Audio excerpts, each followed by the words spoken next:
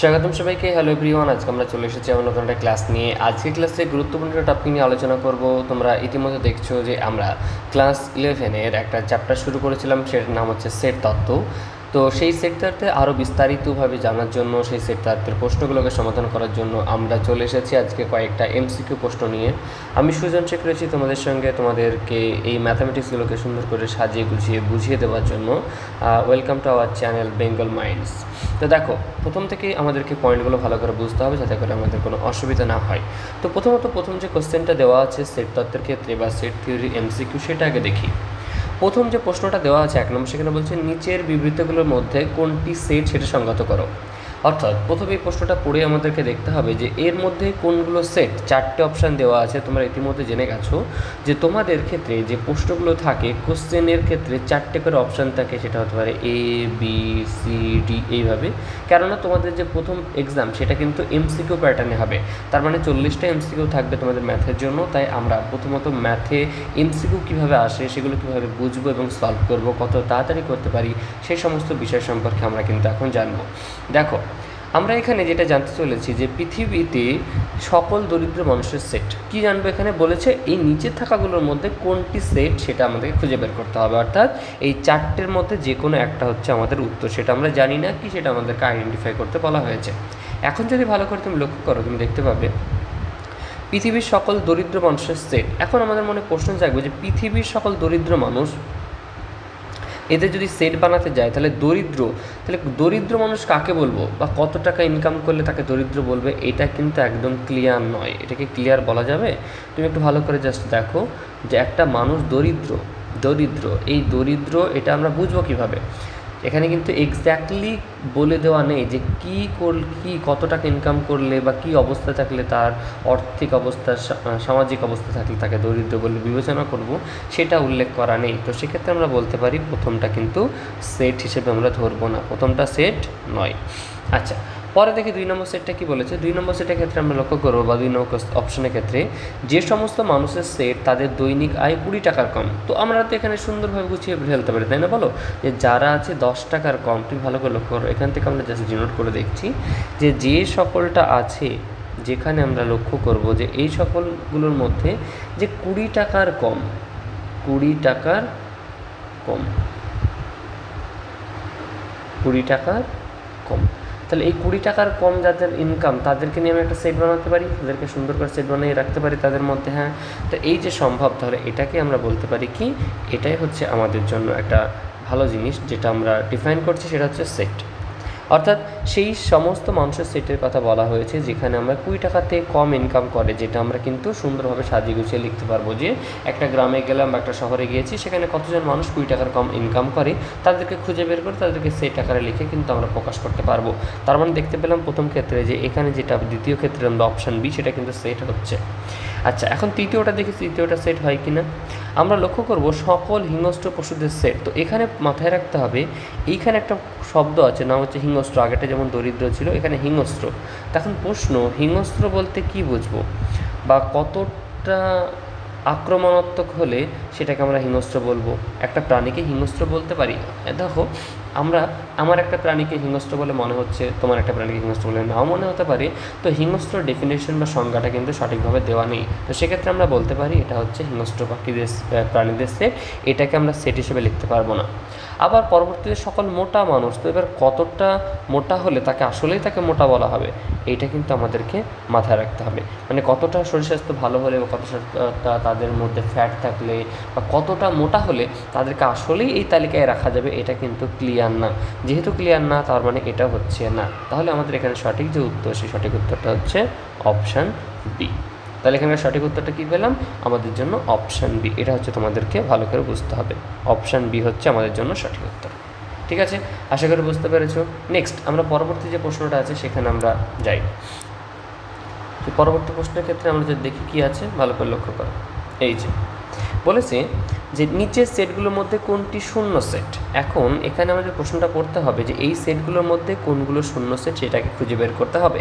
তো দ্বিতীয় অপশানের ক্ষেত্রে আমরা লক্ষ্য করতে পারছি যে 1 নম্বর পয়েন্টটা ভালো করে লক্ষ্য করো, যে বলেছে এই হচ্ছে যেখানে এক্স থাকবে, এ আছে, এখানে কি রয়েছে, একটা সেট রয়েছে, সেটের নাম হচ্ছে এ সেটের মধ্যে সেই সকল এক্স থাকবে যে এক্সগুলো বিশুদ্ধ বাস্তব এবং বিশুদ্ধ কাল্পনিক দুটোই হবে।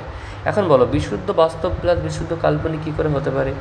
আমরা জটিল সংখ্যা করব, তখন দেখব আই মানে হচ্ছে √1 এই টার্মে থাকলে তখন ওটাকে কাল্পনিক সংখ্যা বলা হয়।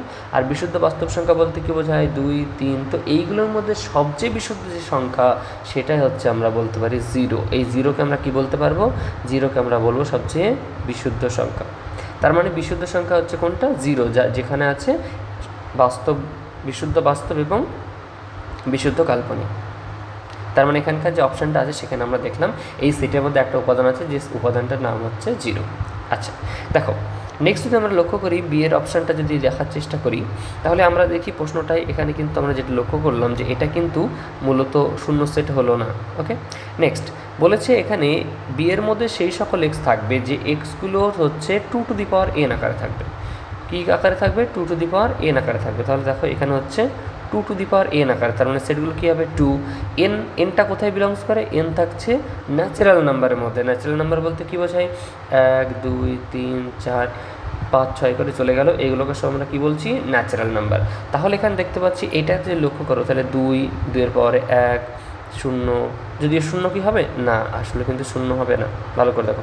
তাহলে 2-এর পাওয়ারে 1, তারপরে 2-এর পাওয়ারে 2, তারপরে 2-এর পাওয়ারে 3, এইভাবে পরপর সংখ্যাগুলো কিন্তু বসতে থাকবে। তো এখানে কিন্তু অনেকগুলো পয়েন্ট আমরা পেয়ে যাচ্ছি বা অনেকগুলো উপাদান আমরা পেয়ে যাচ্ছি, যে কারণে এটাকে কিন্তু আমরা শূন্য সেট বলতে পারবো না, এটাকেও কিন্তু আমরা শূন্য সেট বলতে পারবো না।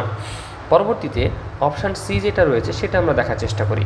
অপশান সি এর ক্ষেত্রে আমরা লক্ষ্য করবো যে সি একটা পয়েন্ট রয়েছে যেখানে এক্সের ভ্যালুটা থাকবে, সি এর মধ্যে কে থাকবে, এক্স থাকবে, এবং এক্সের মানটা 4-এর থেকে বড় কিংবা 4-এর সমান এবং 5-এর থেকে ছোট কিংবা 5-এর সমান। তার মানে আমি দেখতে পাচ্ছি এখানে কী কী থাকবে, এই যে সেট সি, এই সি সেটের মধ্যে থাকছে কি, সি সেটের মধ্যে থাকছে 4 আর 5। মানে কি বলা হয়েছে, এখানে বলা হয়েছে 4 অথবা 4-এর সমান থাকতে পারে, 5 এবং 5-এর থেকে কম থাকতে পারে। তাহলে এই যে উপাদান, এখানে কটা উপাদান রয়েছে, 2টো রয়েছে, তাহলে এটাকেও কিন্তু আমরা শূন্য সেট হিসেবে লিখতে পারলাম না, এটাকে পারলাম না। নেক্সট পরেরটা দেখো, অপশান ডি দেখি আমরা, ই বলেছে ই এর মধ্যে একটা থাকবে, সেটা হচ্ছে এক্স, এর ভিতরে এক্স থাকবে such that x belongs to R, R হচ্ছে রিয়েল নাম্বারের মধ্যে থাকবে, এবং x² + 1 = 0। আমরা যদি এটাকে দেখি তাহলে কি হচ্ছে, x² = এই পাশে গেলে -1, বা x = যদি x এর কথা ভাবি আমরা, তাহলে x = এটা ভুলে যাও, x = কী হবে, √1 এটাকে আমরা i বলেছিলাম, তাই না? তাহলে এক্স এর ভ্যালু হচ্ছে আই, তো আই, কিন্তু আমাদের প্রশ্নে বলেছে এটা হচ্ছে রিয়েল নাম্বার হবে। এখানে আমরা কি পাচ্ছি, এখানে জটিল সংখ্যা, আর প্রশ্নে বলা হয়েছে এটা থাকবে কি রিয়েল নাম্বারে। তো আসলে কি এই জিনিসটা পাবো না। তার মানে দেখতে পেলাম আলটিমেটলি এখানে যেটা আছে সেটার ভিতরে কিছু নেই, এটাকে আমরা বলবো ফাই সেট। এটার মধ্যে কিছু নেই এভাবে লিখতে পারি, অথবা আমরা লিখতে পারি ফাই আকারে। তার মানে লাস্টের যে পয়েন্টটা দেখতে পাচ্ছ, সেই অ্যানালাইজ করলে আমরা দেখতে পাবো সেটাই হচ্ছে আমাদের শূন্য সেট, যেটা আমাদেরকে চেয়েছে, বা কোনটি শূন্য সেট খুঁজতে বলেছিল। তাহলে অপশান হচ্ছে অপশান ডি, অপশান ডি হচ্ছে শূন্য সেট। তো আশা করে বুঝতে পেরেছি অঙ্কটা কীভাবে সলভ করলাম। নেক্সট আমরা পরবর্তীতে আরও একটা অঙ্ক করব, যেটা আমাদের আশা করি বুঝতে সুবিধা হবে। দেখো ভালো করে যদি লক্ষ্য করো, এখানে অনেকগুলো প্রশ্ন আছে, প্রায় 6খানা প্রশ্ন আছে, এগুলো বেসিক আইডিয়া দিয়ে ইউজ করলে কিন্তু আমরা পেরে যাব। দেখো প্রথম কোশ্চেনটা বলেছে নিচের বিবৃতিগুলো সেটের প্রতীকের সাহায্যে লেখো, অর্থাৎ এগুলোতে সেটের প্রতীকের সাহায্যে যেগুলো আছে লেখা আছে, এগুলোর মধ্যে কোনটা ঠিক কোনটা বেঠিক সেগুলোকে আমাদের ভেরিফাই করতে হবে। এর পাশাপাশি সেখান থেকে আমাদেরকে সুন্দর করে লিখতে হবে। এখন দেখো বলেছে 1 নম্বরে এক্স হলো এক্স সেটের একটি পদ। তাহলে এক্সটা, ক্যাপিটাল এক্সটা কি, ক্যাপিটাল এক্সটা হচ্ছে সেট, আর ছোটো হাতের এক্সটা কি, এটা হচ্ছে এলিমেন্ট।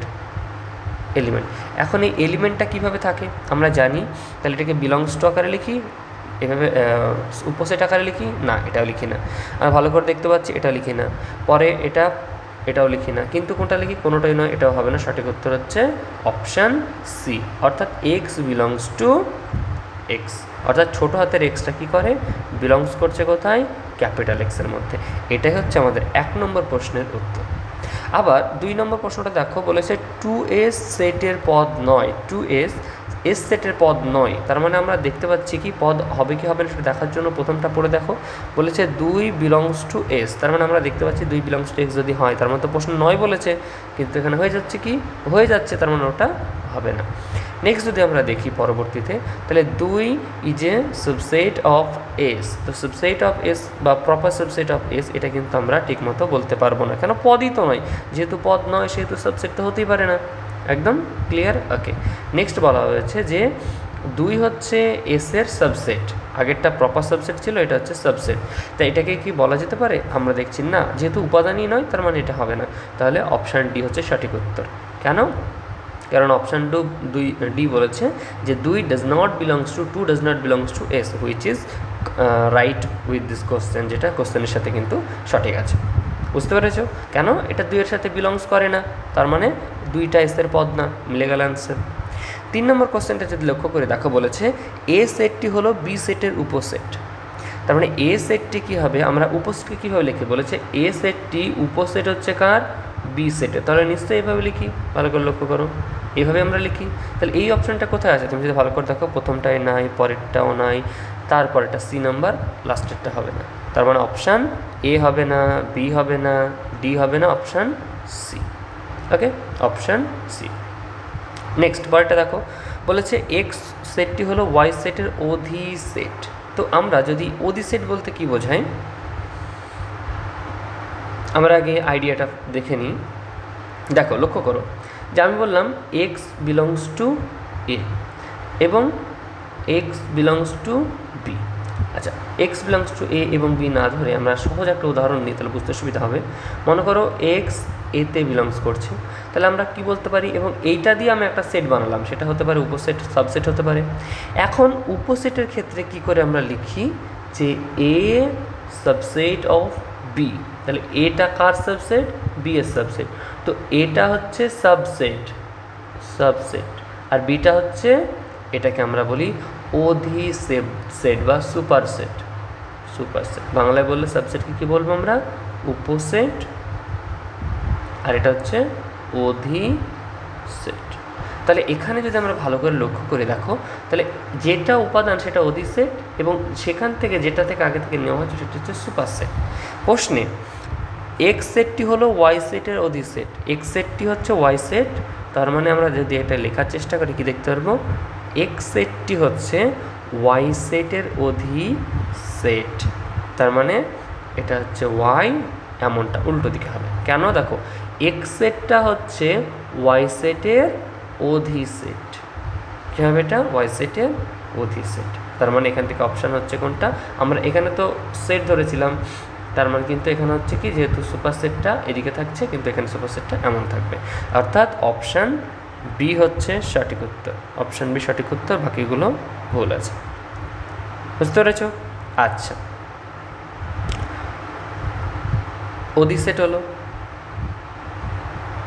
এক্স হলো ওয়াই সেটের যথার্থ উপসেট। যথার্থ উপসেট কীভাবে লেখে? এই যে শব্দটা মাথায় রাখো, যথার্থ উপসেট বলতে কি বোঝায়? যথার্থ উপসেট বলার একটা কারণ হচ্ছে যে এই সেটটাকে আমাদেরকে লিখতে হবে,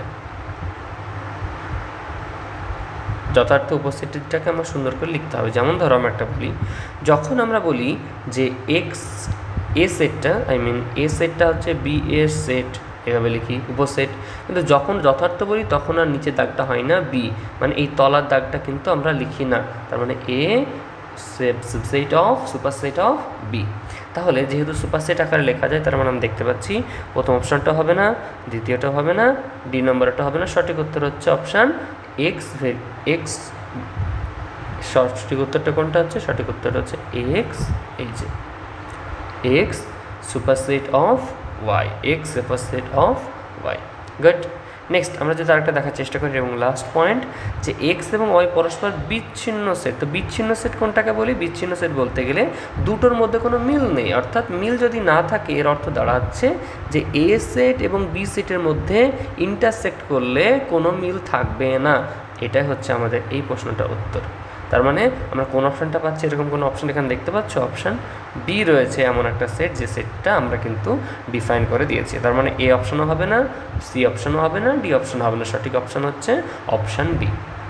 তো এইভাবে আমরা কিন্তু প্রত্যেকটা সলিউশনকে, প্রত্যেকটা অঙ্ককে ধীরে ধীরে বুঝে বুঝে অঙ্কগুলো করবো, যাতে তোমাদের বুঝতে সুবিধা হয় এবং সেগুলো তোমরা ভালোভাবে শিখতে পারো।